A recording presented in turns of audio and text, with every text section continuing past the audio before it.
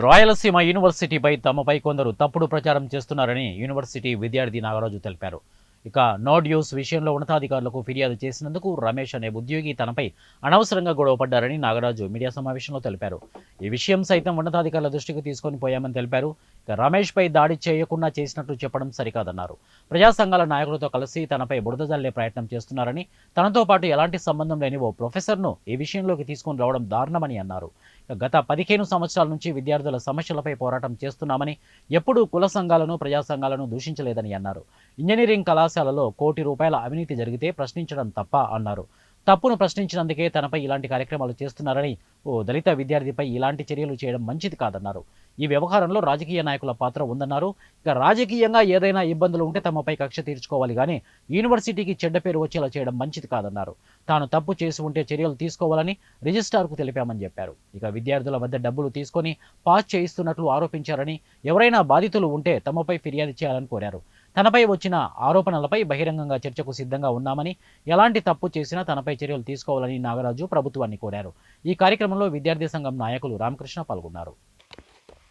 నా పేరు నాగరాజు. నేను రాయలసీమ యూనివర్సిటీలో ఎంఏ ఇంగ్లీష్ మొదటి సంవత్సరం చదువుతున్నాను. అయితే గత కొన్ని రోజులుగా కొంతమంది నా పైన కానీ యూనివర్సిటీ పైన కానీ ఒక బురద జల్లే ప్రయత్నం చేస్తున్నారు. వాస్తవంగా అయితే అక్కడ జరిగిన పరిస్థితి వేరు, వీళ్ళు బయటకు చెప్పడం వేరు. అంటే వాస్తవం ఏంటంటే, గతంలో ఎవరైతే ఈరోజు నా పైన దాడి జరిగిందని రమేష్ గారు అంటున్నారో, ఆయనతో పాటు అక్కడే యూనివర్సిటీలో లైబ్రేరియన్ నాగభూషణం అని ఒక వ్యక్తి పనిచేస్తున్నవారు. నో డ్యూస్కి వచ్చినప్పుడు వాళ్ళు సంతకాలు పెట్టినారు కానీ అక్కడ సిబ్బంది లేరని ఉన్నతాధికారులకు ఫిర్యాదు చేయడం జరిగింది, వీసీ రిజిస్టర్ల గారికి. అయితే ఆ రోజే మరుసటి రోజు వైస్ ఛాన్సలర్ గారు, రిజిస్టర్ గారు పిలిచి వాళ్ళని మందలించి ఇది ఒకసారి క్షమిద్దాంలే, ఇంకోసారి ఇలా జరగనియద్దండి అని 2-3 సార్లు మేము ఇది మంచిది కాదు సార్, ఇట్లా వీళ్ళు నో డ్యూస్ కోసం ఎక్కడెక్కడ నుంచో వస్తుంటారు విద్యార్థులు, వీళ్ళు ఇక్కడ లేకపోతే ఇబ్బంది పడతారు కదా, దూర ప్రాంతాల నుంచి వస్తున్నారు అనేది ఆ విషయం ఉన్నతాధికారుల దృష్టికి తీసుకుపోయాం.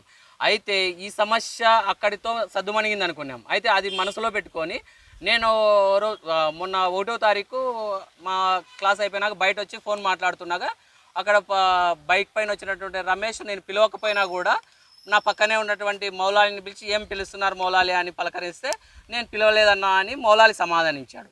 అయితే అంతటితో ఆగకుండా నేను ఫోన్ మాట్లాడుతుండగా ఆయననే కలగజేసుకొని ఏమని నాతో మిస్బిహేవ్గా, అంటే ఏదో భయపడిస్తే ఉన్న మాదిరిగా మాట్లాడినాడు. అంటే కాదన్నా నేను ఫోన్ మాట్లాడుతున్నాను, ఆ వ్యక్తికి కాల్ కూడా చూపించడం జరిగింది.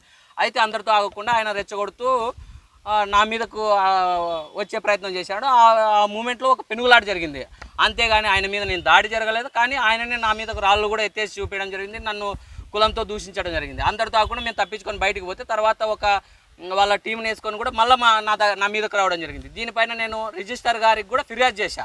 అయితే అంతటితో రిజిస్టర్ గారు ఏం చెప్పారంటే, ఎందుకులే చిన్న చిన్న సమస్యలను ఎందుకు పైకి పోనీయడము, ఇక్కడనే సర్దుమణిగిద్దామని ఆ రిజిస్టర్ గారు చెప్తే, ఆ రోజు మేము ఎక్కడ కూడా కంప్లైంట్ చేయలేదు. సార్ కూడా నేరుగా ఆ మరుసటి రోజు మేము రాతపూర్వకంగా కూడా ఫిర్యాదు చేయడం జరిగింది. అయితే అధికారులు ఏం చేయకపోవడంతో ఆయన నా మీద కావాలనే ఒక వ్యక్తిగత కక్షలతో ఈరోజు ప్రజా సంఘాలని, వివిధ సంఘాలని ఈరోజు వాళ్ళని పిలుచుకొని నా మీద బురద ప్రయత్నం చేస్తున్నాడు. అంటే బురద జల్లడమే కాకుండా నాకు ఎవరితో ప్రమేయం లేకుండా దీంట్లో అనవసరంగా ఒక దళిత ఈరోజు ఎగ్జామినేషన్ అనేటువంటిది రాయలసీమ యూనివర్సిటీ కానీ విద్యా వ్యవస్థలో ఒక గుండెకాయ లాంటిది.